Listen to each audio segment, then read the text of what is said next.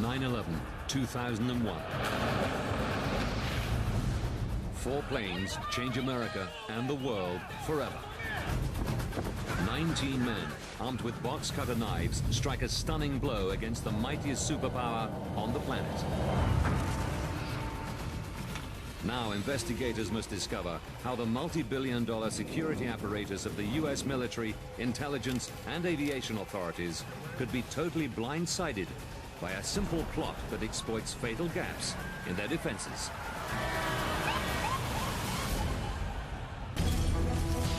Disasters don't just happen. They are triggered by a chain of critical events.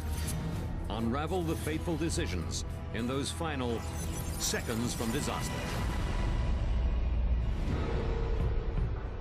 The United States. New York, Griffiths Air Force Base. September 11th, 2001, 7 a.m. America prepares for war.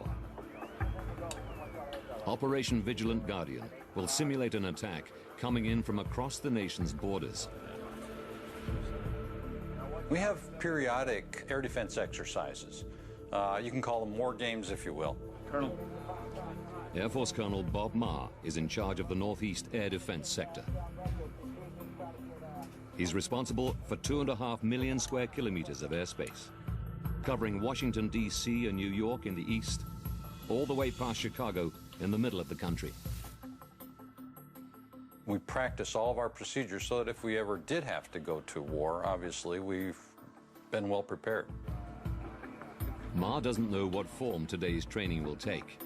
His team has to be ready to deal with any conceivable threat from outside America. 400 kilometers away, 5 passengers are already checking in at Boston Logan Airport. Can I ask you a few questions? They're booked on American Airlines Flight 11 to Los Angeles. Automated screening selects 3 of the men for additional scrutiny, but all 5 pass through checks without incident.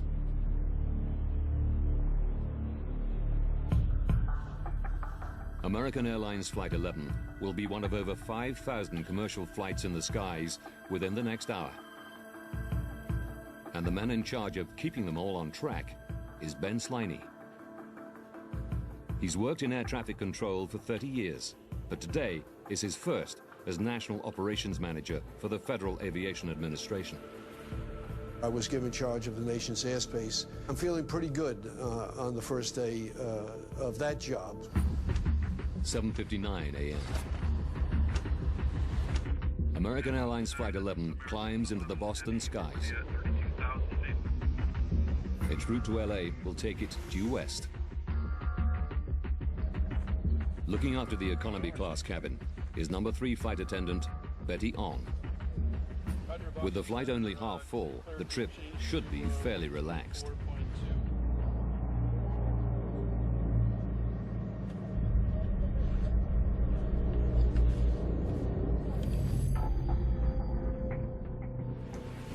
(8:02). Colonel Bob Marr and his team are on standby for their air defense exercise.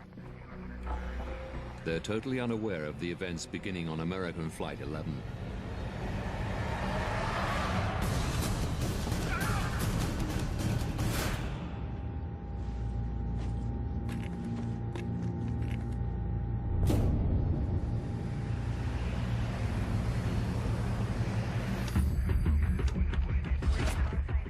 Minutes after takeoff. American 11 Boston, this is Boston, do you hear me? Boston Air Traffic Control loses radio contact with the flight. American 11 Boston, this is Boston, can you hear me? Despite multiple attempts to contact the crew for 10 minutes, there's no response. With thousands of flights in the sky every day, this is not an unusual occurrence. But at 8:24, Air Traffic Control overhear an in-flight announcement from the pilot's cabin.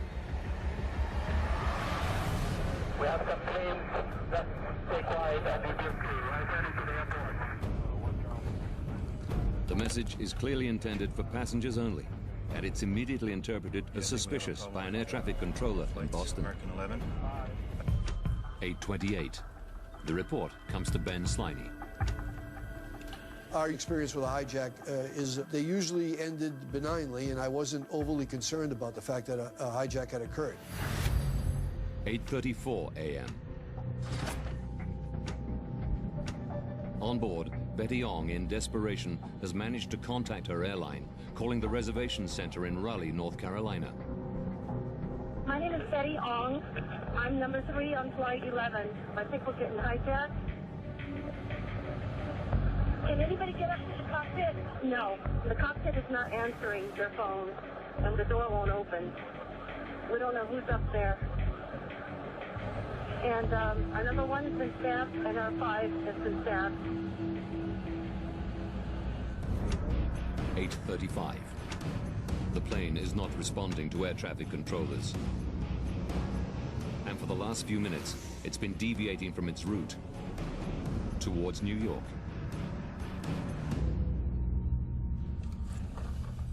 At the ATC Center on Long Island, Dave Bottiglia is looking after Sector 42 of New York airspace. I said, oh, this is going to be a great day. Sector 42 is not busy on nice days. As soon as I sat down, Boston Center calls up and he says, this is American 11. He goes, watch him, they think he's hijacked. But the hijackers have switched off the plane's transponder, meaning Bottiglia doesn't know its speed and altitude. He only has the primary radar blip. We're just tracking him. He's heading down towards Kennedy. We know that he's off course. And that was the only thing that we really knew. 8:38 a.m. Unnerved by the radio silence, another controller calls the military's northeast air defense sector. Is there any military assistance requested? Yes, we're trying to get the F-15s to... Yes, did you want F-15s out? Yeah, F-15s out of Otis. The request is so unusual, it reaches Colonel Marr.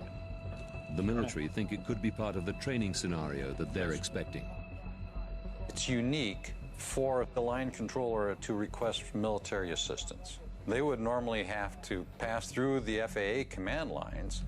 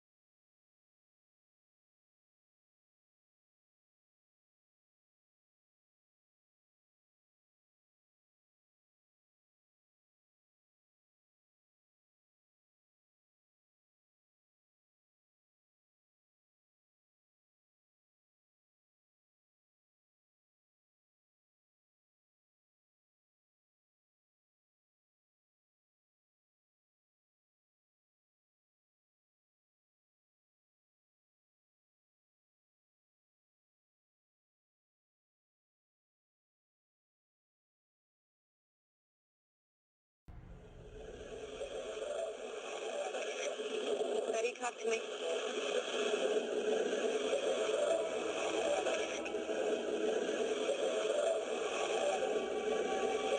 Betty, are you there?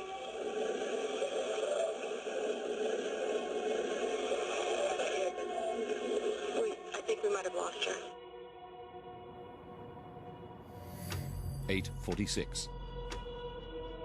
American Airlines Flight 11 crashes into the North Tower of the World Trade Center, hitting the building between the 93rd and 99th floors. 8:50. 4 minutes after impact. At the FAA Command Center, Ben Sliney is still unaware of what's happened in New York. One of the military liaisons indicated to me that CNN was reporting that a small aircraft had struck the World Trade Center. Frank? Yes, sir? Can you get me that up on the screen right now? I need to see that TV. This just in, you were looking at obviously a very disturbing live shot there. That is the World Trade Center. We have unconfirmed reports this morning. The first thing that I saw was a huge conflagration. And in my mind, of course, I knew that could not be a small aircraft. I have in my gut a bad feeling about what I'm looking at. 8:51 a.m. With no official word that the plane involved is the passenger airliner American 11, the military send the two F-15 fighter jets to look around for the missing flight. At Air Traffic Control on Long Island, Dave Bottiglia is concerned about another flight, United Airlines Flight 175.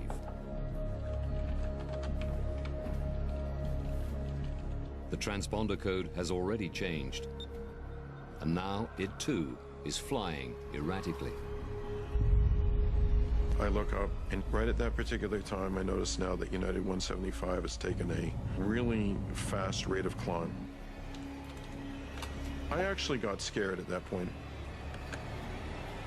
I turned to the chief, and I said, I think I have another one.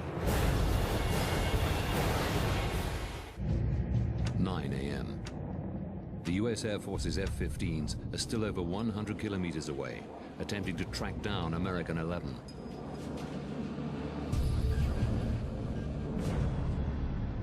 Now, United 175 begins a terrifying descent.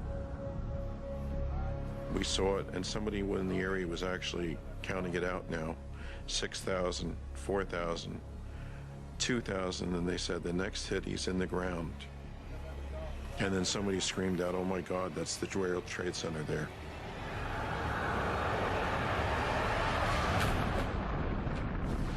Oh, another one. Another plane just hit. Right, oh my God, it hit another building. Flew right into the middle of it. Explosion. My God, it's right in the middle of the building. At 9:03, Flight 175 hits the South Tower.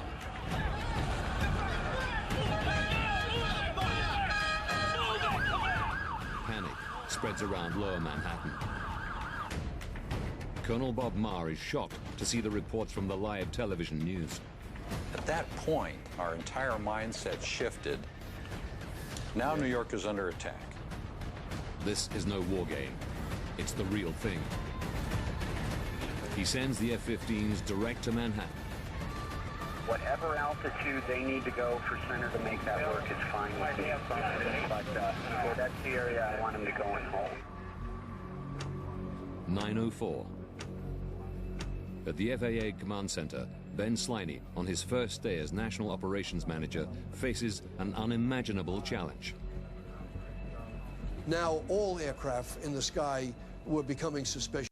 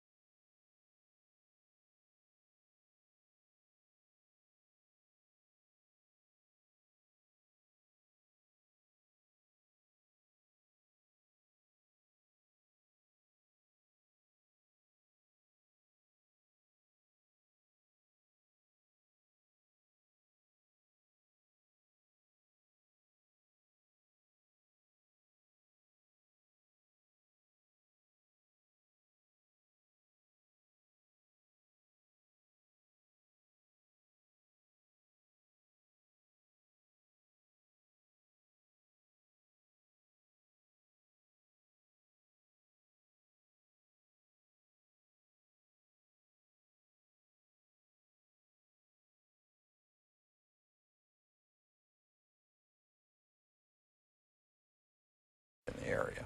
And so we're trying to determine which ones were more credible and which ones weren't. That's when we said about the best we can do is assume that perhaps Washington, D.C. is going to be a target. Only at 9:36, when they are 240 kilometers from Washington, D.C., are the jets vectored towards American 77 and Washington airspace.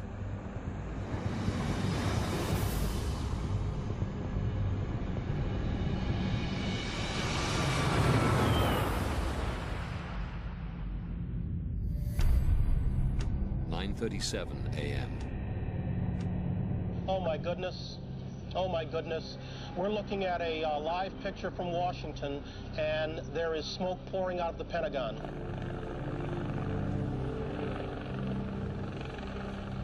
Seeing America's Defense HQ in flames, Ben Sliney takes decisive action. 3 was just too much to bear and not do something about it. I can't physically control all the aircraft, but I can certainly eliminate all the aircraft from the sky. This is Ben Sliney, head of ATC. That was the point at which I gave the order to land all aircraft at the nearest airport, regardless of their destination. Over 4,000 aircraft in American airspace all begin to land. It's an unprecedented move. It did cross through my mind that, of course, they could fire me for that, but I didn't really give that a lot of thought. Even as flights are landing, by 9:44, air traffic controllers have spotted a fourth plane, United 93, start to follow an ominous pattern. United 93 had deviated from its route of flight and had changed its transponder code. Heading from Newark to San Francisco, the flight had been contacted 20 minutes earlier by United ground staff, warning the pilots of possible intrusions into the cockpit. 9:59. At the World Trade Center. Oh, there it goes, there it goes, there it goes, there it goes. The 110-story South Tower collapses.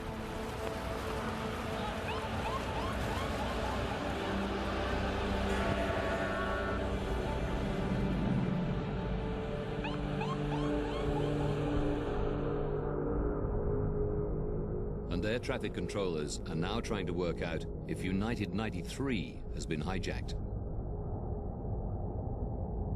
Even at that late juncture, there was a possibility that it was an electrical failure on United 93, and the aircraft was trying to get to an airport to land, and yet had no communication whatsoever.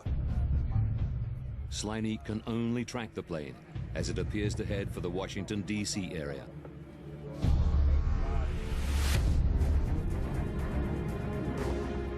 The U.S. Air Force F-16s rush to set up a defensive patrol above the nation's capital.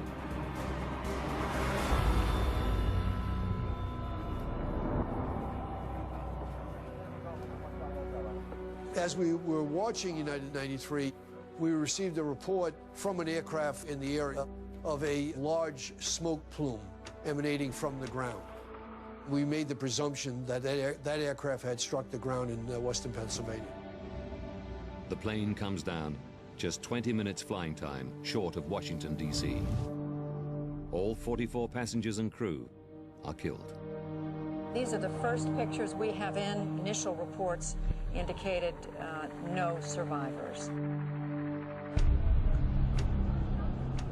25 minutes later, in downtown Manhattan,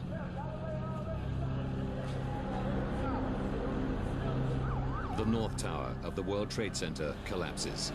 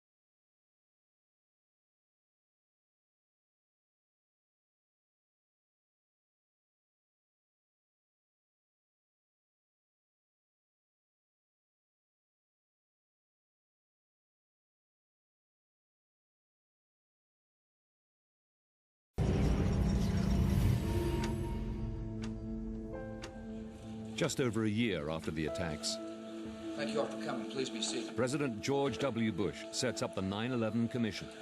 Today I sign an act of Congress authorizing a national commission to investigate the events of September the 11th. As senior counsel to the 9/11 Commission, John Farmer is tasked to investigate the events of the day in forensic detail.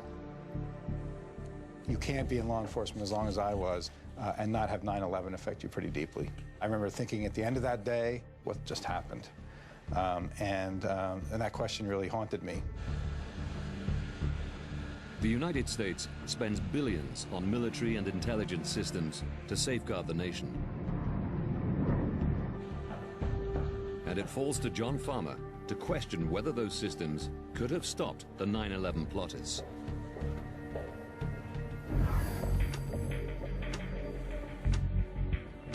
Almost 2 years before the attack, a CIA surveillance operation in the Yemen establishes that two of the hijackers, Al-Midhar and Al-Hazmi, have strong terrorist connections. Midhar's family's phone had been intercepted, so there was solid information linking Midhar to Al-Qaeda and Hazmi to Midhar. Some months later, the CIA eventually tracked Midhar to Dubai. Agents break into his hotel room. They discover that Midhar has a visa which enables him to enter and exit the United States at will. Within days, they are tracked to Kuala Lumpur, Malaysia, where one of the pair is photographed at an Al-Qaeda meeting.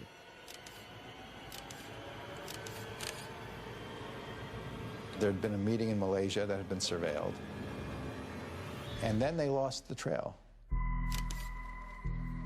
Up to this point, the system has worked. The CIA has identified a foreign threat to the United States. But here is where the plot slips through the cracks in the US intelligence system.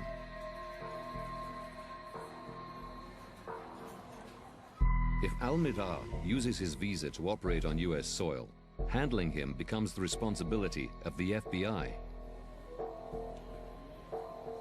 But until Midhar's in the USA, the CIA maintain an exclusive interest in him and will not share classified details of his case.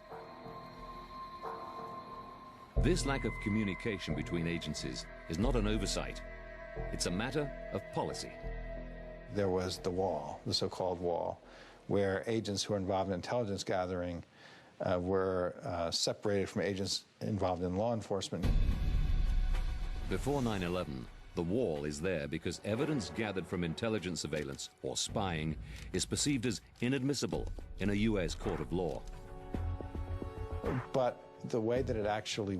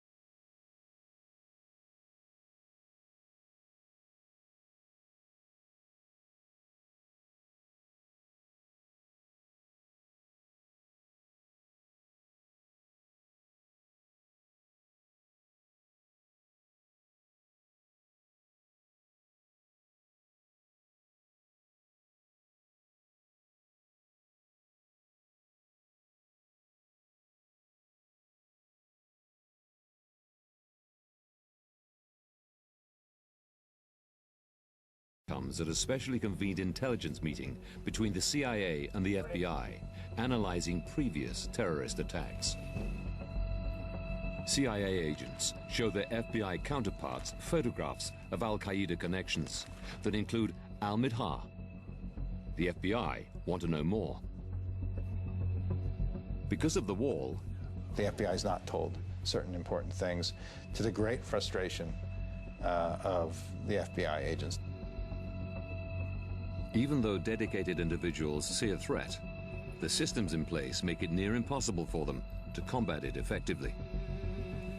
There's a famous email that one of the FBI agents sends saying, at some point there'll be bodies in the streets, and at that point nobody's going to care that there was this wall. They're just going to know that we didn't do anything. 14 days to disaster. The FBI's own sources tell them of the potential threat of an Al-Qaeda attack, and the FBI conducts its own investigation. We knew something was being planned by Al-Qaeda, and they were known Al-Qaeda operatives. 2 men with known links to Al-Qaeda are in the United States, but the CIA still isn't sharing intelligence on them. With nothing to go on, the FBI's manhunt for the pair is just one of hundreds of avenues of investigation, and has just one agent allocated to it. Al-Midhar and Al-Hazmi are not found. Knowing that these people were residing in the United States would have been of tremendous investigative interest to the FBI. September 11th, 2001. 2 hours from disaster. 5 men check into American Airlines Flight 11, bound for Los Angeles. 3 of them are flagged by the Computer-Assisted Passenger Pre-Screening System, or CAPS. The computerized algorithm uses factors such as age, nationality, and travel records to identify potentially high-risk individuals. If a passenger is selected by the CAPS system for scrutiny, it involved, on that day, a more deeply searching questioning of his itinerary and where he's going, potentially what his bags are containing. None of the hijackers are on the FAA's no-fly list, which would bar them from getting on the plane. And several of the hijackers board the plane carrying box-cutter knives on their person or in their hand luggage. There were regulations about the blade length. If it was less than 4 inches, for example, it was not considered to be necessarily a dangerous weapon. Over the next 45 minutes, 14 more hijackers check into 3 more flights at cities across the northeast US. 3 more of them are picked up by CAPS, and several of the hijackers are also carrying knives. And yet, all of them are allowed to board their flights. You have to understand that the procedures that were in place didn't contemplate hijackers who would try to destroy the plane. Previously, hijackers had taken over passenger airliners to win a bargaining position, not for suicide missions. Nobody is prepared for a deadly airborne attack. And once on the flights, it was a simple matter for the hijackers to take over the planes.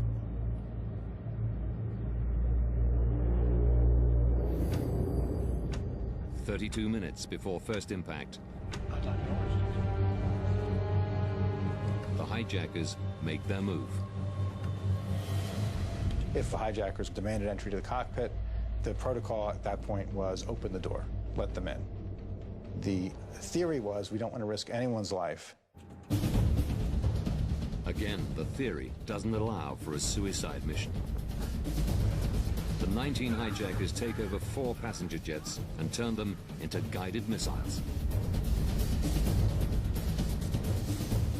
From this moment, there is nothing any airline or air traffic controller can do to stop them.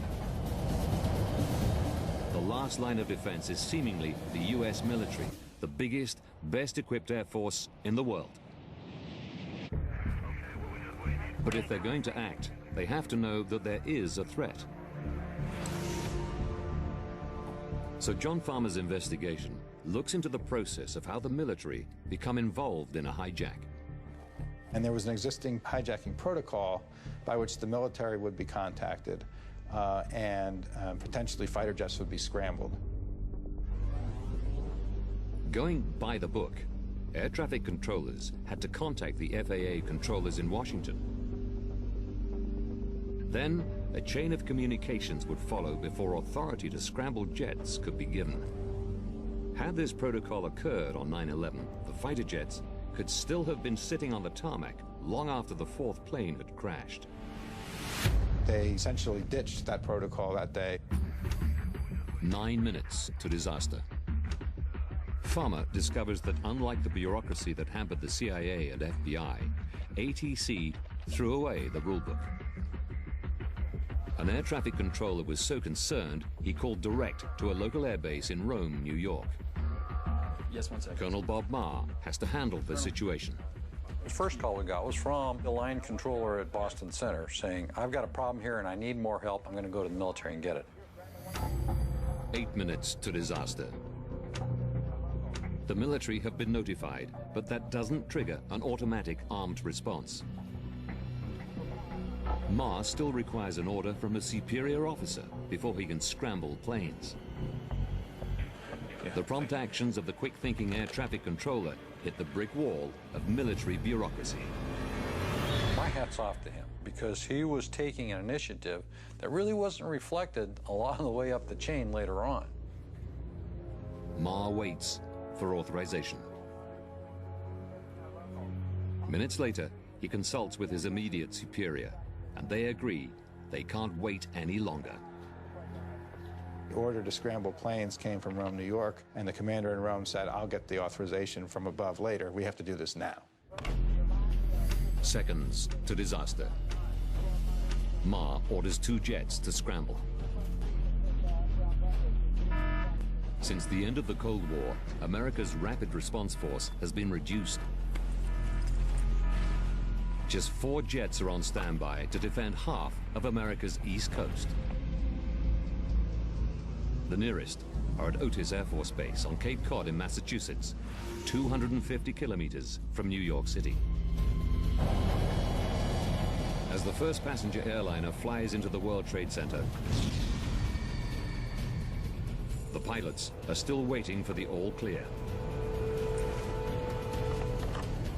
The F-15s only take off from Otis 7 minutes after the first attack hits.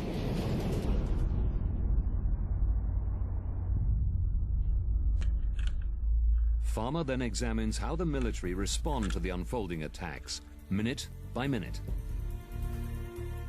What he finds is extraordinary. Even after the first impact, nobody in authority yet knew that it was American 11 that had flown into the North Tower. Okay, continue taking the fighters down to the New York City area as best as you can. Make sure that the FAA clears your route all the way through. If we can find it, we'll intercept it. Even if it was still in the air, finding American 11 was going to be a problem for the military. Military radar was set up to look far beyond US borders for potential threats, not to track civilian planes. They were never a perceived threat. So any fighter pilot looking for a passenger jet would need to be guided by the civilian air traffic controllers. The procedure demanded close cooperation between 2 very different organizations. There's a bit of communication issue because the agencies really weren't used to working together. Some of our phones, we couldn't dial long distance. We were used to dialing military numbers. We needed to talk to so many different people now that we had to create new communications lines. 9 a.m. The 2 F-15s are closing in on New York City. The thought of anyone flying a hijacked plane on a suicide mission still isn't computing. It was just inconceivable that a plane would actually be flown into a building. So we continued our efforts to try to locate the flight. 1 minute to second impact. The authorities continue to respond to confusing reports of the first crashed plane, American 11, still flying in or around New York City. We got American Airlines, Airlines 11. We think we might have them just east of New York. They thought they had found it. They thought they were tracking it down the Hudson River, and then it vanished. The F-15 fighter jets are still along the coast, looking for a plane that no longer exists. And now, the second hijacked passenger jet, United 175, is about to hit the Twin Towers.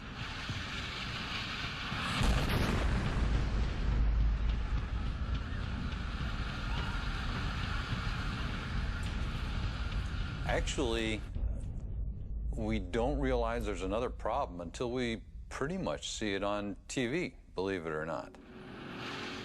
Now, America knows without question it is under direct attack. At this point, the national command structure, senior politicians and the military should spring into action. News reports on the day itself and in the weeks following suggest that a coordinated response is instantly triggered and that it comes close to foiling the next attacks. What had been told to the public was that the first two planes came as a shock, and the planes hit the Trade Center. But by the third flight, the National Command Structure had reasserted itself, had responded to the shock.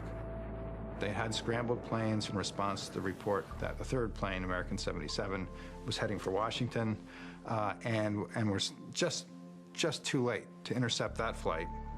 In the months after 9/11, this remains the official line on the third hijacked plane.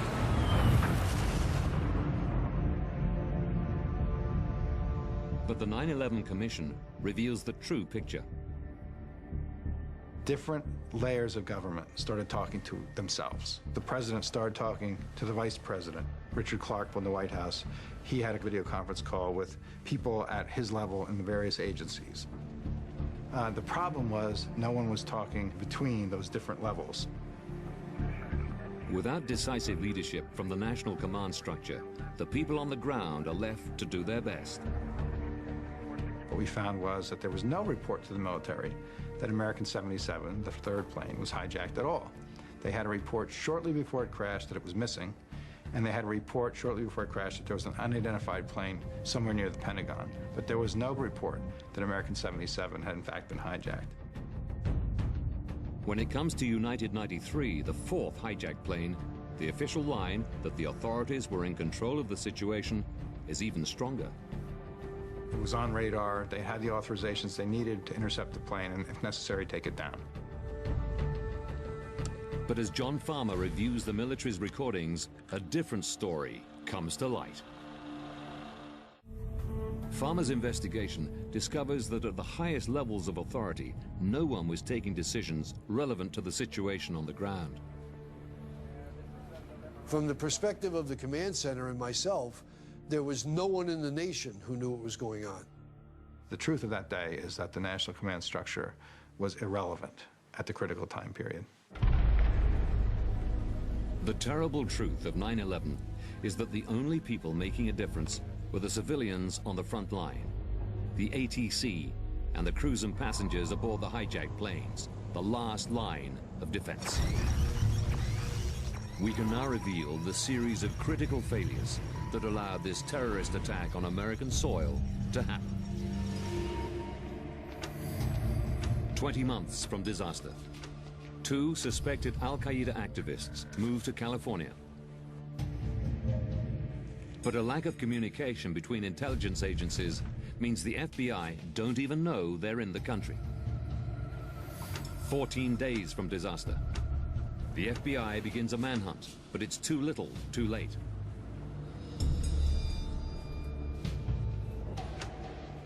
Two hours from disaster, at 3 separate airports across the east coast of the US, 19 hijackers check in for flights. A few are selected for extra scrutiny, but all are allowed to board their planes with weapons easily to hand. 32 minutes from disaster. On American Airlines Flight 11, the hijackers use their weapons to take control of the plane.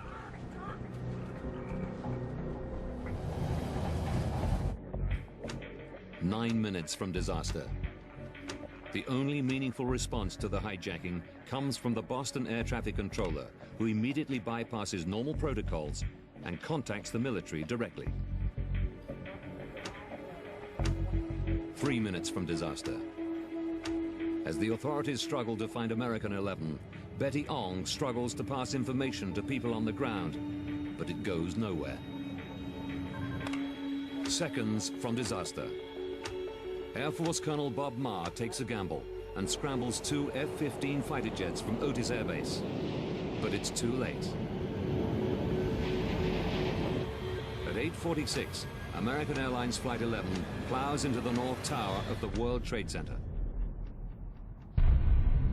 17 minutes later, at 9:03 a.m., Flight 175 crashes into the South Tower.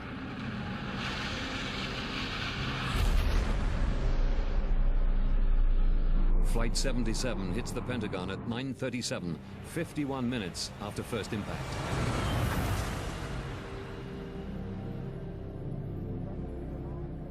The only thing that stops the hijackers on United Airlines Flight 93 is the heroic effort of the passengers and crew.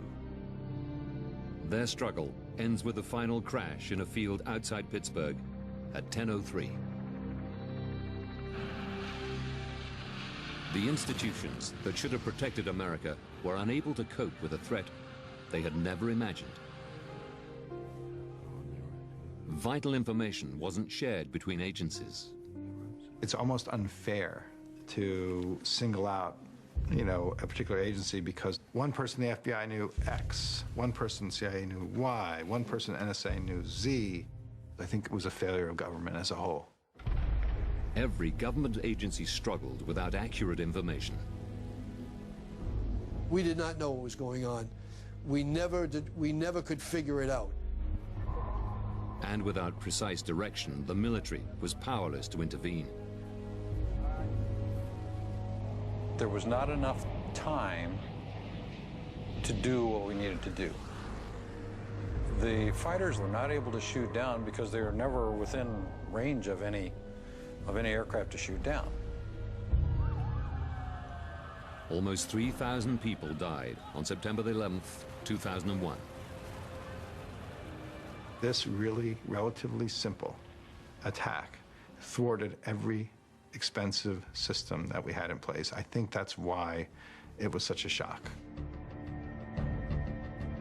Since the tragedy of 9/11, every government agency involved has made sweeping changes. Intelligence agencies have been forced to work more closely together. Airport security has been tightened. Military and civilian radar and air traffic operations have been merged to talk in one language. But it remains to be seen whether all the lessons have been learned and America is safe. I think we have better intelligence than we did, but that does not mean that we are protected against the next curveball, whatever it might be. Don't miss American Weed Mile High Showdown, brand new and back-to-back this Friday night from 8. Seconds from Disaster is back after the break.